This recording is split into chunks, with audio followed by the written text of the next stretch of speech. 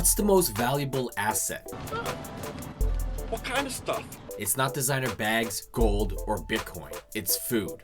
Dancing away my hunger pain. In today's video, you will learn how to deal with rising food costs and food shortages. So if you want to provide enough food for your family while maintaining financial stability, make sure you watch this video till the end.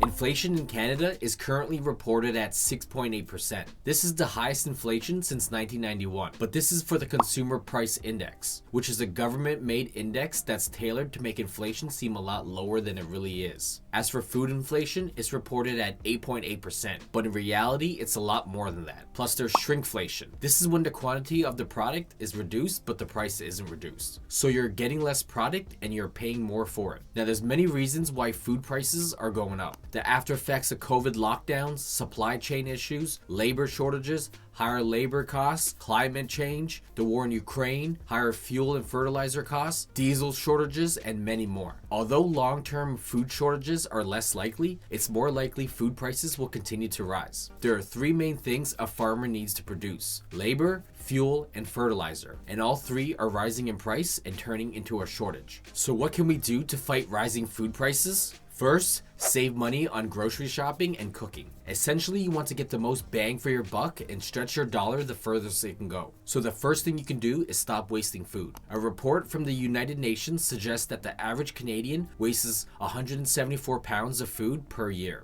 To waste less, the best thing you can do is meal prep. This makes grocery shopping more intentional and makes a plan for everything you buy so nothing gets wasted. And eat your leftovers. Eat them for lunch the next day or freeze and eat them another day. You can even recreate leftovers, so get creative. Now, what about food before it's prepared? To get the longest shelf life out of food, start off with buying the food with the longest shelf life. So always check for expiration dates, best before dates, and freshness. Grocery stores are supposed to rotate food when restocking a shelf, so the freshest stuff is in the back. Now, foods that have passed their expiration date are usually not safe to eat, but foods that pass their best before dates can be still safe to eat. Next time you're about to throw something out because it's past its expiration date or best before date, just look it up on Google to see if you should still eat it. Also, to avoid wasting food, periodically do an inventory check in your freezer, pantry, and fridge so you don't forget about food and let it go bad. And if something is going to expire soon, you can always stick it in the freezer to preserve its life. Other ways to save on grocery shopping is don't go grocery shopping when you're hungry, buy generic, price match, compare prices with quantities, shop at discount grocery stores, buy in bulk, limit shopping to once a week, buy produce that's in season, skip the junk food, don't buy bottled water, drink filtered tap water, and don't buy pre-cooked or pre-chopped foods. As for cooking, try making more meatless suppers, make it from scratch, like make your own bread, and make and eat less food. Some of us are overeating, and it shows. And try changing up your meals. Instead of prime rib, scallops, and salmon, make spaghetti, chili, or a casserole. And if you're truly struggling, there's always local food banks or community pantries where you can get some help. The next way to deal with rising food costs and shortages is to buy now and stockpile. Although food is already inflated, it's only going to go higher. Even with normal inflation, food prices will continue to rise each year. As for foods with a shorter shelf life, like dairy, meats, and fresh produce, don't buy more than you can eat. Now, there's specific ways to store each food to get the most shelf life out of it, like avoiding exposure to sunlight and oxygen and storing at the correct temperature and humidity. Once again, just look up how to properly store each food. Then you can use things like a food sealer to store frozen foods for longer. As for foods with a longer shelf life, like canned meats, canned fruits, soups, pasta sauces, nuts, and oils, you can tend to store more of these items. Just make sure it's food that you actually eat and can rotate them so you always have a supply. Now, there are foods that can last up to 25 years or even forever. These are the foods you should focus on buying first: honey, maple syrup, oats, white rice, beans, lentils, pasta, flour, non-fat powdered milk, sugar, salt, vinegar, cornstarch, soy sauce, popcorn kernels, instant coffee, pure vanilla extract, and hard liquor. Keep these items in dark, cool, low humidity places with Mylar bags, oxygen absorbers, and in plastic buckets so they can last forever. Buying these items will keep your family fed during any current and future shortages. Plus, buying them now will lock in the price. 25 years from now, you'll be paying a lot more for these foods. Some may call you a prepper or a hoarder, but I look at long-term food storage as an investment. So you're an investor. Yeah, well, I'm investing.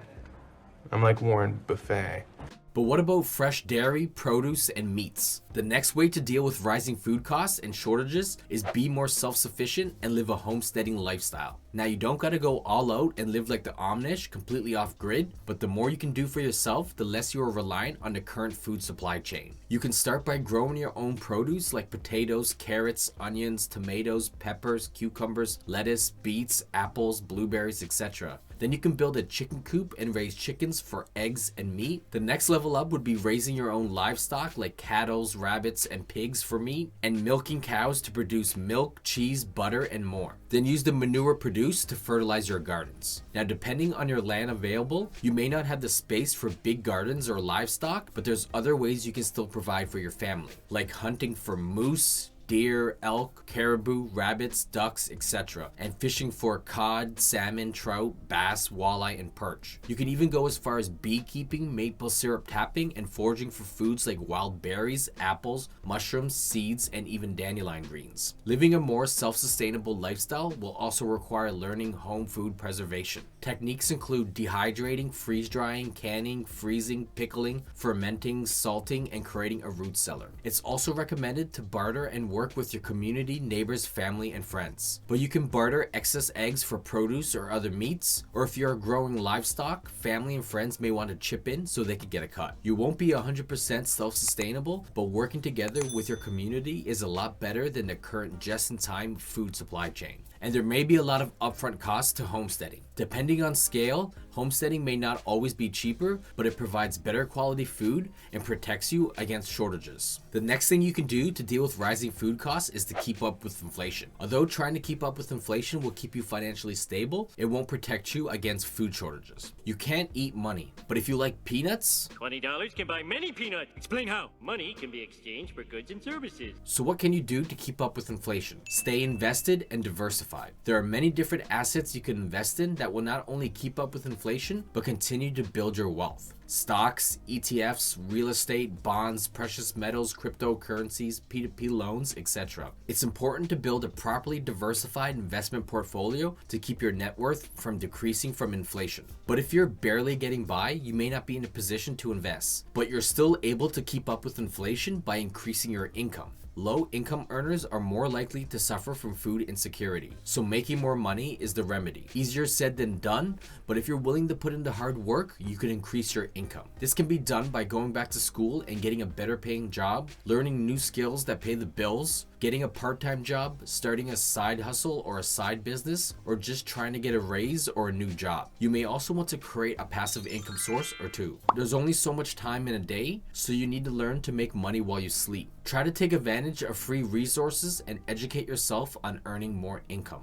And finally, another way to deal with rising food costs is using cashback credit cards and apps. Buying food is something most of us all do, so why not earn cashback doing so? The only extra work required is paying off your credit cards, which I do once a week and only takes a few minutes, even though I have 7 credit cards.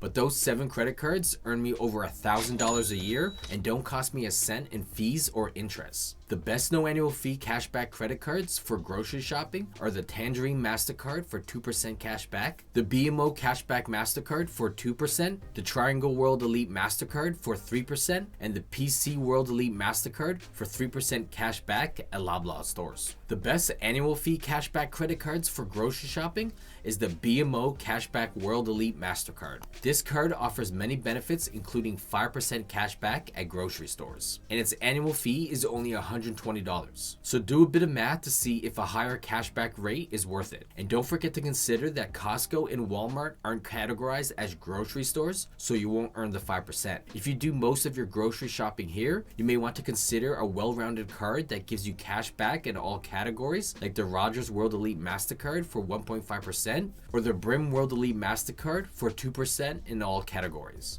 But what if you're not a fan of credit cards? There's also a few good cashback prepaid cards like the Crypto.com Visa, which ranges from 1 to 8% cash back, and the Coho Premium Card, which gives you 2% cash back in 3 categories, including groceries. Moving on to apps, the most important grocery app is the Flip app. This app shows you all your local flyers so you can get the best deals. Now, it may not always make sense to go to multiple grocery stores, but if one got prime rib on sale, that's where I'm getting my groceries that week. Other great apps to use are Cattle, Checkout 51, Eclipsa, and Receipt Hog. With these apps, you can scan your receipts to earn cash back. Just browse through their offers and choose the ones you wish to buy. Buy them at the grocery store and take a picture of your receipt, and boom, you saved $1 on peanut butter. These coupons may also be stacked with any in-store sales. This video may seem like a preparedness or a homestead video, but if something is cutting into your finances and budget, it's personal finance. So save money on your grocery bill, stock up on whatever you can afford,